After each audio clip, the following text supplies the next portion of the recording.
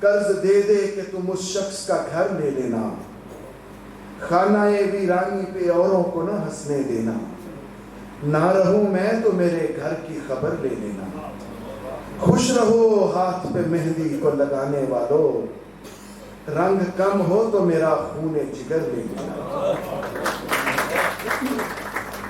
اب میں جس شخصیت کو دعوت کلام دینے جا رہا ہوں وہ اس شہر کا ناز ہے، اس شہر کا فخر ہے۔ ہم ان کا نام لیتے ہیں تو ہمارا سر فخر سے بلند ہو جاتا ہے۔ وہ اس شہر کے نمائندہ ہے۔ آپ یقین کیجیے اب شہر ان کے نام سے پہچانا جاتا ہے۔ انہوں نے پی ایچ ڈی کیا، یہیں نہیں ٹھہرے، پھر یورپ گئے، انگلینڈ گئے، وہاں سے پوسٹ پی ایچ ڈی کر کیا۔ ہمارے کالج میں چمکتے ہوئے ستارے کی طرح، چڑھتے ہوئے سورج کی طرح، پھیلتی ہوئی خوشبو کی طرح، بہتے ہوئے دریا کی طرح میں دعوت سخن دیتا ہوں اپنے عزیز دوست ڈاکٹر اکرم کو۔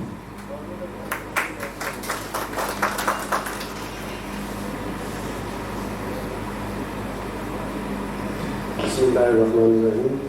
Thank you very much for your cordial introduction and invitation. میرے شہر کے پیارے شہریوں اور خاص طور پر شاہ حسین سجاد صاحب میرے بزرگ بھی ہیں، انہوں نے موقع دیا مجھے یہاں پہ بات کرنے کا، اور کمال مہربانی جناب مجاہد سجاد صاحب کی، جنہوں نے کل شام مجھے بازار میں ڈھونڈ کے کتاب تھما دی اور ساتھ یہ بھی کہا کہ کل کچھ بولنا بھی ہے۔ تو میں قربان جوہان صاحب کے نہ تو سیاست پہ بات کروں گا، نہ مجھے پتہ ہے، نہ میں ان کی شخصیت پہ بات کروں گا۔ اس پہ بہت ساری باتیں راضی صاحب نے، کرب حیدر صاحب نے اور ہوشیار پوری صاحب نے بہت کچھ کہہ دیا، اور ذاتی زندگی کے بارے میں مظہر گجر صاحب نے کافی کچھ کہہ دیا، تو میرا خیال ہے میں کتاب پہ اکتفا کروں تو بہتر ہے۔ تو مجھے اکرم باجوہ صاحب کا ایک شعر یاد آ رہا ہے، وہ کہتے کہ ماضی کے دریچوں میں حسین خواب پڑے تھے، ماضی کے دریچوں میں حسین خواب پڑے تھے، چپکے سے اٹھا لایا ہوں تعبیر لکھوں گا۔ تو یہ ساری باتیں جو ہیں یہ مجھے قربان علی چوہان صاحب کی اس کتاب میں ملی ہیں، جہاں سے انہوں نے آغاز کیا، اور خاص طور پر جو ان کی، جیسے ہوشیار پوری صاحب فرما رہے تھے ہوشیار پور کی باتیں، تو ان کا گاؤں جو کھرکاں، اگر میرا تلفظ ٹھیک ہے، تو اس کی باقاعدہ انہوں نے نیٹ سے ایک تصویر لی، گوگل میپ سے، اس کو بھی اس پہ سجایا، تو اس سے پتہ چلتا ہے کہ ان کی محبت اپنے علاقے سے کتنی ہوگی۔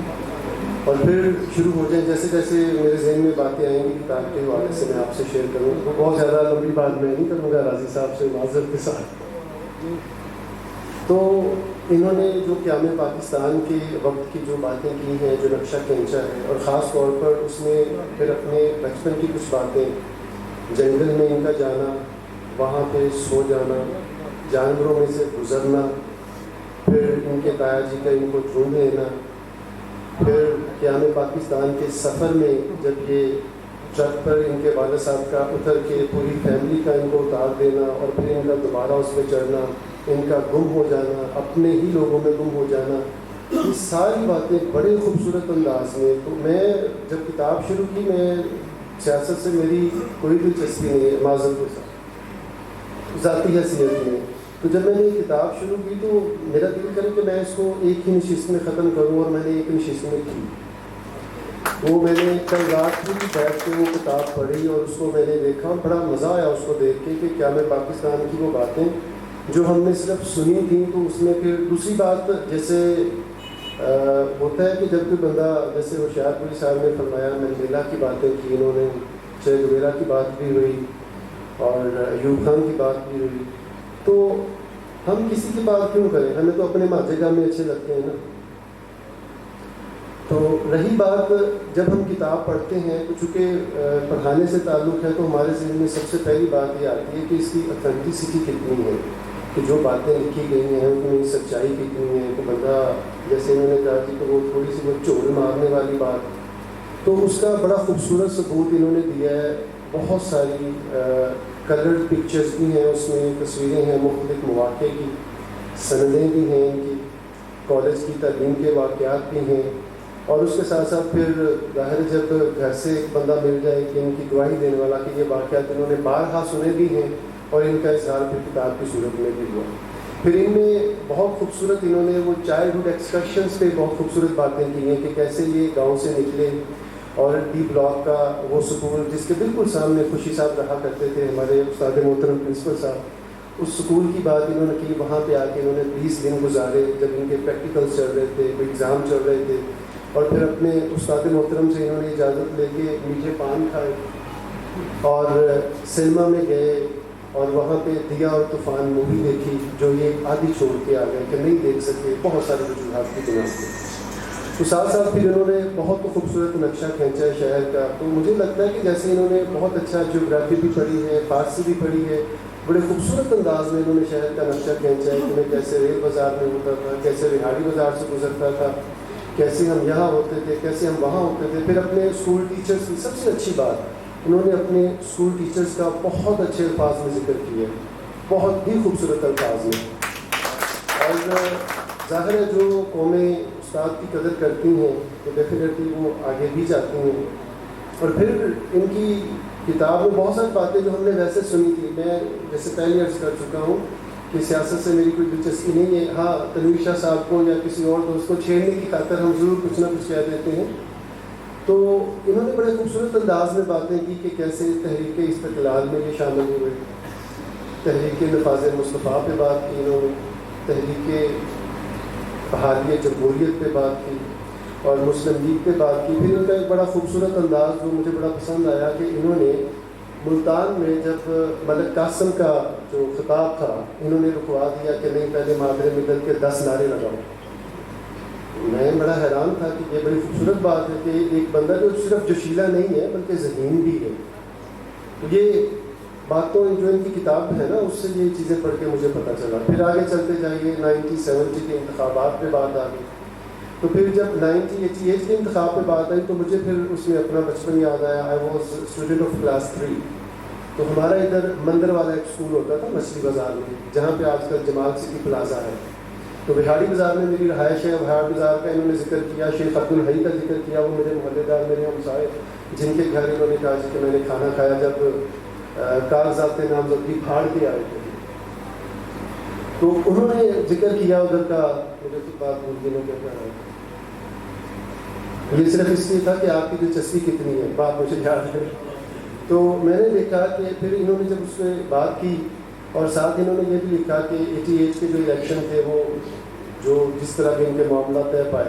تو بہاڑی بازار سے ہم گزر کے لکڑ منڈی سے ہو کے غلہ منڈی کا جو گیٹ ہے وہاں سے گزر کے غلہ منڈی مسجد کے ساتھ ایک تنگ سی گلی ہوتی تھی, وہاں سے گزر کے پھر سامنے مچھلی بازار کا گیٹ, اس کے سامنے ہمارا اسکول ہوتا تھا. یہ میں کلاس 3 کی مطلب باتیں جو میرے ذہن میں تھیں, کتاب کو پڑھ کے بھی کچھ باتیں تازہ ہوئیں. تو اس وقت مجھے یاد ہے کہ ہاکی ان کا انتخابی نشان تھا if I am not wrong, اور ان کا دفتر غلہ منڈی میں تھا. وہ بعد میں جب میں نے چیزیں پڑھی تو پتہ چلا کہ یہ ادھر کام کرتے رہے ہیں. تو وہاں پہ جو لوگ ہوتے تھے ہمیں, جیسے راضی صاحب نے کہا کہ ہمیں اسٹکرز سے دلچسپی ہوتی تھی. ہاکی تو ہمیں دی نہیں کسی نے, لیکن اسٹکر ضرور ملتے تھے, وہ آ کے کتابوں پہ چپکانے بڑا اچھا لگنا. اور دوسری ان کے ساتھ یاد یہ ہے کہ میرے تایازاد بھائی جو ان کے گروپ سے عوام دوست گروپ سے 2001 میں بلدیاتی الیکشن انہوں نے کانٹیسٹ کیا تھا. تو اس وقت ان کی محبت آپ سے بھی اس وقت ملاقات ہوئی تھی, آپ کے ذہن میں وہ نہ ہو. تو اس کے بعد پھر تھوڑا آگے چلتے ہیں. انہوں نے تحریک استقلال پہ بات کی, پھر بے نظیر اور خاص طور پہ زرداری میرے منہ سے نکل گیا ان سے بھی ان کی جو ملاقات جو باتیں ہوئیں وہ بھی مجھے یاد ہیں جو انہوں نے لکھی. اور خاص طور پر جو ہمارے صدر تھے فاروق لغاری صاحب, ان کے حوالے سے انہوں نے بڑی خوبصورت باتیں کی کہ 2 جو تھے امیدوار تھے اور ایک امیدوار جو تھے ان کو تو پہلے سے ہی طے کر لیا گیا تھا, دوسرے یہ تھے اور ان کو انٹرویو کے لیے بلایا گیا تھا. تو انہوں نے یہ کہا لغاری صاحب سے کہ انٹرویو آپ کر لیں, لیکن اس سے پہلے میرے کچھ سوال ہیں جو میں باقر صاحب سے کرنا چاہوں گا. تو جو انہوں نے سوالات کیے اس پہ لغاری صاحب نے بھی کہا تھی کہ میں نے بھی کمیشن پاس کیا ہے لیکن کبھی اس طرح کے سوال نہیں ہوئے, اور اس طرح کا خوبصورت جواب بھی اتنا مختصر نہیں تھا کہ جو باتیں انہوں نے پوچھی باقر صاحب نے کہا نہیں مجھے نہیں پتا. تو جو بندہ اپنے گھر کے ماحول کو، اپنے علاقے کے ماحول کو، اپنی یونین کونسل کو، اپنے اسکولوں کو، اسکولوں کے ٹیچرز کو، ہر بندے کو اپنی فنگر ٹپس پہ رکھتا ہو، تو ظاہر ہے اس بندے کا حق ہے کہ اس کو آگے آنا چاہیے. پھر جب انہوں نے بات کی، ان کا وہ ٹائٹل تھا یادداشتیں اور مشاہدے، تو مشاہدات میں انہوں نے بڑی خوبصورت باتیں کی. تو ایک بات میں آپ سے شیئر کر لوں کہ تخلیق کوئی آسان کام نہیں ہے، جس پہ مظہر صاحب نے بھی بات کی جی کہ اپریل 20 میں شروع ہوئے اور پھر خیال پوری صاحب نے کہا جی 5-6 ماہ میں لکھ دیا. تو تخلیق کوئی آسان کام نہیں ہے. انہوں نے جتنے خوبصورت انداز میں لکھا ہے نا، تو اس سے پتہ چلتا ہے کہ یہ کتنے اچھے رائٹر بھی ہیں. اور he is very much into the politics, جس سے پتہ چلتا ہے کہ ایک ماہر سیاستدان جسے ہم زیرک کہتے ہیں، اسی کا کام ہے کہ اس نے اپنے مشاہدات کو ایسے لکھا بھی ہے. اور اس کی گواہی صرف کتاب سے نہیں، مظہر صاحب سے بھی مل رہی ہے کہ جنہوں نے ذاتی حیثیت میں ان سے واقعات سنے ہیں. پھر تھوڑا سا آگے چلتے ہیں کہ جب 33 امیدوار انہوں نے کہا جی کہ پورے پنجاب سے آزاد جو تھے وہ جی 33 تو ان میں 32 وہ جو تھے بقول ان کے جو ضمیر فروش اور پتہ نہیں کیا کیا، اور he was the only one جنہوں نے اپنا جو ضمیر ہے نہیں بیچا. تو یہ ایک بڑی اچنبھے کی بات ہے کہ جہاں پہ سارے لوگ ایک بہتی گنگا میں ہاتھ دھو رہے ہیں تو آپ بھی کر لیتے، کیا فرق پڑتا، لیکن انہوں نے اس کو نہیں دیکھا. تو اس پہ مجھے ایک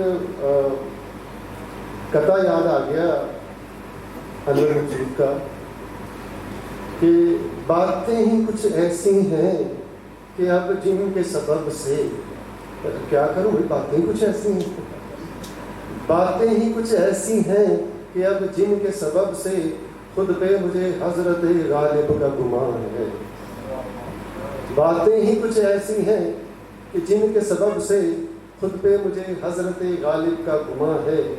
غالب کی طرح میں بھی ہوں قرض میں گرفتار، غالب کی طرح میرا بھی کرائے کا مکان ہے. تو یہ ساری باتیں انہوں نے جھیلی ہیں، برداشت کی، جو اس میں مجھے نظر آتی ہیں. تھوڑا پھر آگے چلتے ہیں. پھر انہوں نے جو ناروا سلوک کی بات کی ہے، اور اس میں خاص طور پر انہوں نے حوالہ دیا جو مجھے بہت اچھا لگا کہ انگریزوں کی جو 200 سالہ تاریخ ہے یہاں پہ انہوں نے وہ ستم نہیں ڈھائے. پھر انہوں نے بیوروکریسی پہ بات کی بڑی خوبصورت انداز میں کہ ان کا کیا انداز چل رہا ہے.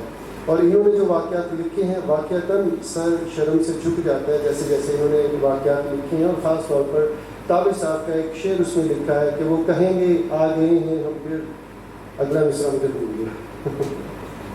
تو طابع صاحب کا انہوں نے ذکر کیا کہ کیسے انہوں نے ملتان سے ان کو پک کیا، ان کی ریکویسٹ پہ ان کی گاڑی میں بٹھایا گیا، چیچا وطنیوں کو شنان کروایا گیا اور پھر صاحبہ جیل میں منتقل کر دیا گیا. تو یہ ساری کی ساری باتیں جو ہیں یہ ایسے تھا کہ ہم پڑھ نہیں رہے، یہ دیکھ رہے ہیں. تو یہ ایک بہت اچھے رائٹر کی خوبی ہوتی ہے کہ جو آپ کو پورا منظر جو ہے وہ تصویر کشی کر کے رکھ دیتا ہے. اور آخری بات کہ پھر انہوں نے بڑے خوبصورت انداز میں جو رومینیا کی بات کی ہے، چائنا کا ذکر کیا ہے، خاص طور پر اس سویپر کا کہ جس نے کہا کہ وہ بندہ جو آدھا گھنٹہ میرے انتظار میں بیٹھا ہے وہ کتنا اچھا ہوگا، کتنا کا کام کر لے گا. یہ air marshal retired Asghar Ali Khan کے حوالے سے انہوں نے لکھا. اور پھر رومانیہ کی کچھ باتیں لکھی کہ شاید ہمارا 500 کا نوٹ وہ اتنا بڑا تھا کہ ان کے جو پیسے تھے وہ مجھے پوری ایک گٹری بنا کے اپنے پاس رکھنے پڑتے تھے. تو آخر میں پھر انہوں نے اپنے کچھ بچپن کی باتیں بھی کی ہیں. اور خاص طور پر مجھے ان کا وہ واقعہ بڑا اچھا لگا جو مسئلہ فیصد غورث کا.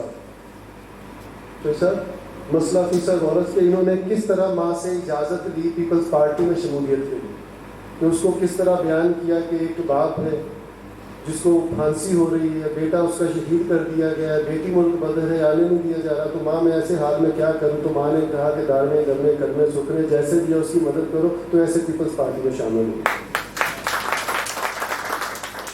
اور آخری بات ان کی کتاب پڑھ کے جو میں کہنا چاہ رہا ہوں، کشمیر کے حوالے سے انہوں نے بڑے اچھا نظم لکھی ہے.